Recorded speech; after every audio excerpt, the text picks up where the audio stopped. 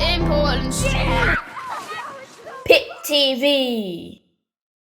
Hi everyone, welcome to week 5 of my creative classes for PIPTV Makes. So this week I'm going to be showing you how to create a collage using things you can find at home. So all you need is scissors, glue stick or PVA glue is absolutely fine as well. You need a canvas, so I've just gone for a piece of plain printer paper, A3 size, but you can use whatever you want for this, as long as it's a plain piece of paper. I've also found a variety of magazines, newspapers, anything like that you've got lying around. I'm also using my marble from last week and some of the printing with fruit and veg tests that I did. So these will work really well. So this is the piece that I created when I was testing out some ideas. So I've been reading a book called Once Upon a Piece of Paper by artist Andrea D'Aquino, and I really like this book. Her work is very playful, imaginative, and also I really like some of the ideas behind her techniques as well. Really simple and effective, nice warm-up activities as well. So what I've done, I'll just move the camera. What I've done is I've been looking at this particular technique that she's got in here, and this is a mini compositions warm-up. So it's just about giving your mind and hands room to search and stretch, so limiting the amount of pieces of paper that you've got, taking only a few minutes max on each composition. So also placing these little compositions side by side as well just gives you a nice idea of how things might look. Another technique that I really like is this making a grid system that she's got. So it's kind of thinking about graphic design as well, and it kind of gives your work a little bit of order and composition and organisation. So I have come up with a little bit of a technique based on these two techniques from her book. But what I'll do before I start is I'll just have a little flick through, because some of the images are really, really lovely. Really simple, just using strips of various newspapers, magazines and images. This one's really lovely as well. So as you can see, a lot of these images aren't obvious, like they're not obvious things. A lot of them are quite graphic and about patterns, shapes and colours and compositions. Really lovely. So I'll show you the kinds of papers that I've been collecting. So what I've been thinking about is I started with my marble piece of artwork that I made last week, and I've been taking the colours from this. So I've been finding green, as there's some green in there, some quite nice natural looking images that I found in newspapers and magazines. These flowers are quite nice. As you can see, there's pink and green in there as well. And then I've also gone for some quite muted black and white tones as well. So that's just from a magazine, and these images are as well. So it really helps to have at least one bright piece of bright colour, and that'll just bring your image together really nicely. So I'm going to start by folding my canvas in 4. Ignore the back of that, that's obviously my daughter that's made a mess of that. So I'm going to fold it in 4. So now I've got 4 areas to work with here.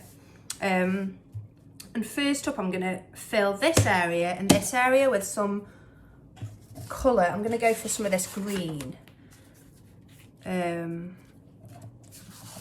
This is the fruit and veg from the fruit and veg printing workshop that I did. So I'm just creating a bit of a canvas for the various shapes and patterns to go on top of. So I'm going to glue those down. You don't have to glue as you go. You can place your pieces of paper down, and that gives you a chance to move things around and have a think about what that composition is going to be.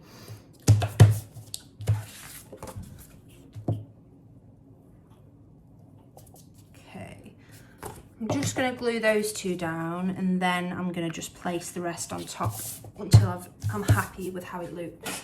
So the way I'm going to do it is I'm going to think about having 4 shapes. So I'm going to go for a circle, a square, and a rectangle at first. So I'm going to have to cut 4 of that image out of this piece of paper, 4 of that shape out of this piece of paper, sorry. So I'm going to go for some quite nice long strips with this. So the reason I'm making 4 is because I've got 4 grids on this piece here. So I'm going to think about how I'm going to position these. And I don't think I want them to, I don't think I want them to be in the same place on each grid. I want to move them around. So I'm thinking something like that makes quite a nice start. So next up, I'm gonna use this nice pink, but this time I'm not gonna cut, I'm gonna rip. So I'm gonna rip some circles from this. If you're not sure what shapes to cut and rip, find some inspiration from your surroundings. Like, what shapes can you find? Is there any interesting shapes around where you're sitting? Perhaps. Well, I'm just going to go with some kind of classic shapes like the circle. And as you can see, where I've torn that, actually it makes a really nice effect around the edge. You can see the white paper from underneath. So these circles obviously aren't perfect circles, but that's okay.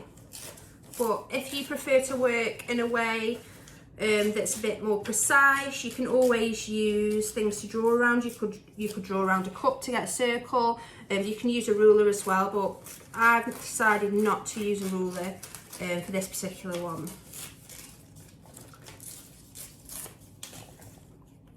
So I've got my 4 oval / circles. I'm just going to think about where they're going to go. But I think for this particular shape, I'm going to put it in the centre of each grid, just to see how that looks. So I think I'm going to do some newspaper next, and I'm going to create a triangle, well, 4 triangles from that.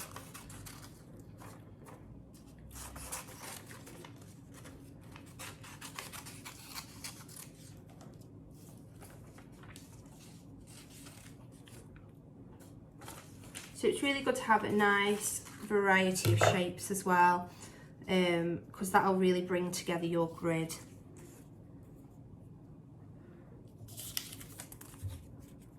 So think about how you're layering things up as well, like do you want them to be on top of the circle, underneath? Could it perhaps go under the circle but on top of the rectangle there? In fact, I think I want that on top of the circle. I think it looks better. I'm gonna pop that one just there. So think about how each grid contrasts the other.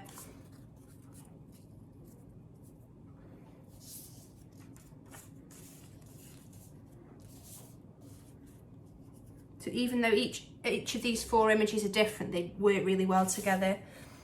I'm going to try some of this one next.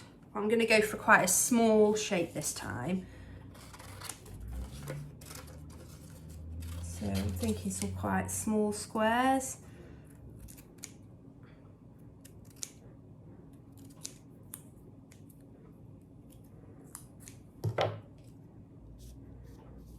Obviously I'm going through this quite quickly, but you can take your time, have a play around how you want these to look before you stick down as well.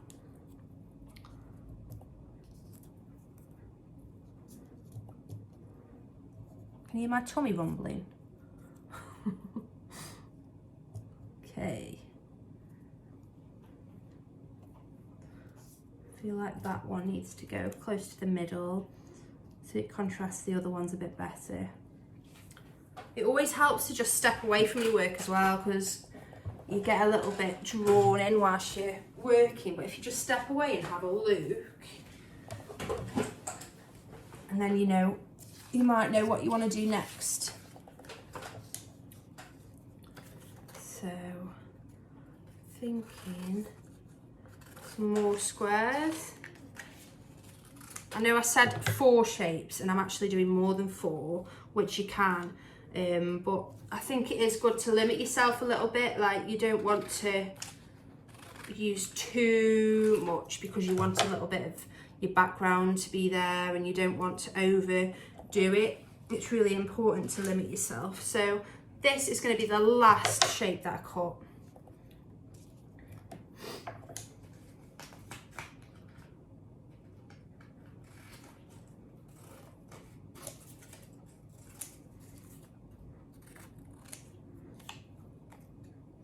Okay.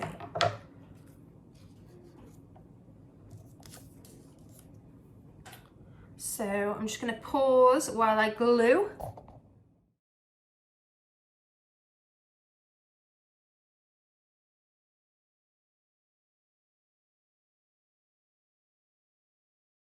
Okay, so that's how you can create a collage using things at home. So a few things just to mention, just to recap, really important things is to start with a good colour scheme. Have that all laid out at the start from your magazines and newspapers. Have a variety of patterns as well, or imagery.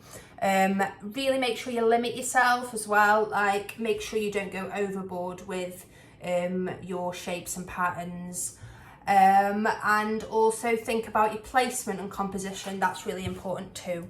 I hope you get on okay, and I hope you've enjoyed it, and I hope to see you next time. Thank you. Bye. I'm from Poland.